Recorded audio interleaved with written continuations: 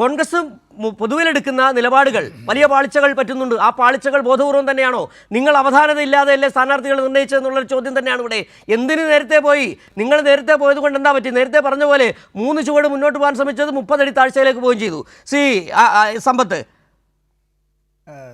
സിജു, ഇതിപ്പോൾ ഈ നമ്മുടെ തദ്ദേശ സ്വയംഭരണ സ്ഥാപനങ്ങളിലേക്കുള്ള തെരഞ്ഞെടുപ്പുമായി ബന്ധപ്പെട്ട് അതിപ്പോൾ കൈപ്പിഴയോ കഴിവുകേടോ അത്തരം കാര്യങ്ങളെ സംബന്ധിച്ചുള്ളത് കോൺഗ്രസ് ആ കാര്യത്തിൽ ആത്മപരിശോധന നടത്തട്ടെ.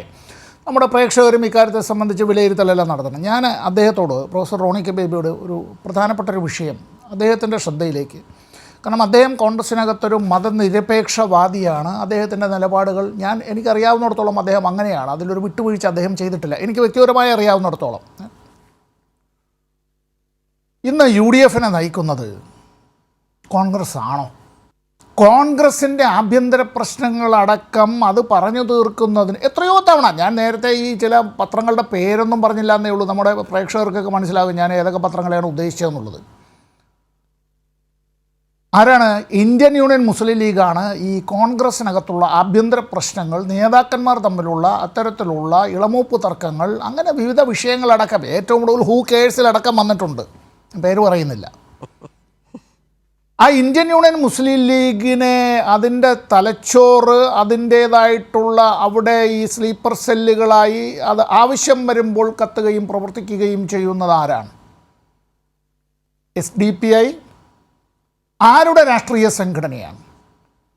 പോപ്പുലർ ഫ്രണ്ട് ആരുടെ സംഘടനയാണ്? NDF ഇത് എന്തിൻ്റെ രൂപമാണ്? ഈ വെൽഫെയർ പാർട്ടി എന്നൊരു രാഷ്ട്രീയ സംവിധാനം ആരുടെ സൃഷ്ടിയാണ്? ജമാഅത്തെ ഇസ്ലാമിയുടെ രാഷ്ട്രീയ സന്തതിയല്ലേ അത്? ഈ വെൽഫെയർ പാർട്ടി അല്ല, SDPI, NDF, popular front, Jamaat-e Islami ഇതെല്ലാം കൂടി എവിടേക്കാണ് കൊണ്ടെത്തിക്കാനായി പോകുന്നത്? കേരളത്തിലെ പ്രധാനപ്പെട്ട ഒരു മുന്നണിയാണ് UDF. ആ മുന്നണിയെ കോൺഗ്രസ് ആണ് നയിക്കുന്നതെങ്കിൽ ഒരു കാരണവശാലും അംഗീകരിക്കാൻ പാടില്ലാത്തതാണ്. എന്തുകൊണ്ടെന്ന് ഞാൻ പറയാം. ജമ്മു കാശ്മീരിൽ മുഹമ്മദ് യൂസഫ് തരിഗാമിയെ പരാജയപ്പെടുത്തുന്നതിന് വേണ്ടി ജമാഅത്തെ ഇസ്ലാമിക്ക് BJP ആളുകൊണ്ട്, അർത്ഥം കൊണ്ട്, പ്രചരണം കൊണ്ട് നല്ല സഹായം കൊടുത്തു അല്ലേ?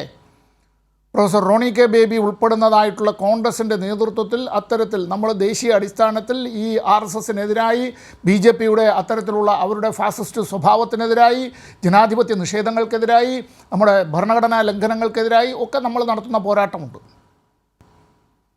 BJP അല്ലേ സഹായിച്ചത്?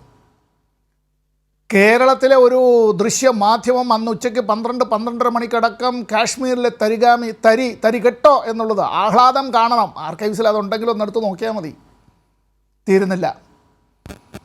അപ്പുറത്ത് തമിഴ്നാട് സംസ്ഥാനത്ത് സ്റ്റാലിൻ്റെ നേതൃത്വത്തിലുള്ള ദ്രാവിഡ മുന്നേറ്റ കഴകം നേതൃത്വം നൽകുന്നതായിട്ടുള്ള മുന്നണിയുണ്ട്. ഒരു പുരോഗമന ജനാധിപത്യ മുന്നണിയാണ്. അത് കോൺഗ്രസും ഘടകകക്ഷിയാണ്, CPIയും എല്ലാം ഘടകകക്ഷികളാണ്. DMK ആണ് നേതൃത്വം നൽകുന്നത്, കോൺഗ്രസ് അല്ല. ജമ്മു കാശ്മീരിൽ കോൺഗ്രസ് അല്ല, അവിടെ നാഷണൽ കോൺഫറൻസാണ് നേതൃത്വം നൽകുന്നത്, അതിലാണ് ഘടകകക്ഷികൾ.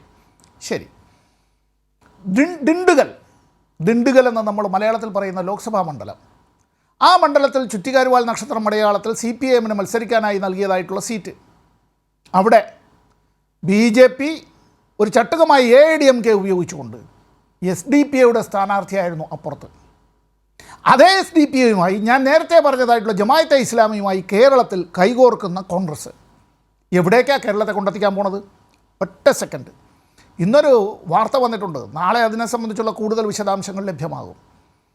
ഒരു സ്ത്രീ, അവരുടെ ആദ്യ ഭർത്താവിലുള്ള കുട്ടി, 16 വയസ്സ് മാത്രം പ്രായമുള്ള കുട്ടിയെ അവരും അവരുടെ രണ്ടാം ഭർത്താവും ചേർന്ന് ഇസ്ലാമിക് സ്റ്റേറ്റിലേക്ക് റിക്രൂട്ട് ചെയ്യുന്നതിന് വേണ്ടി ശ്രമിച്ചു എന്നുള്ളതും കേരള പോലീസ് അന്വേഷിച്ചപ്പോൾ ചെന്നെത്തുന്നത് രഹസ്യമായി ചിലയിടങ്ങളിൽ സ്ഫോടക വസ്തുക്കൾ ഉപയോഗിച്ചുകൊണ്ട് ദേശവിരുദ്ധ ശക്തികൾ വിദേശത്തു നിന്നടക്കം അത്തരത്തിൽ അനധികൃതമായി കിട്ടിയ പണമടക്കം ഉപയോഗിച്ച് ഇത്തരത്തിൽ റിക്രൂട്ട്മെൻറ്റ് ക്യാമ്പുകൾ നടത്തിയതുമായി ബന്ധപ്പെട്ടുള്ള കണ്ണികളിലേക്ക് എത്തുകയാണ്.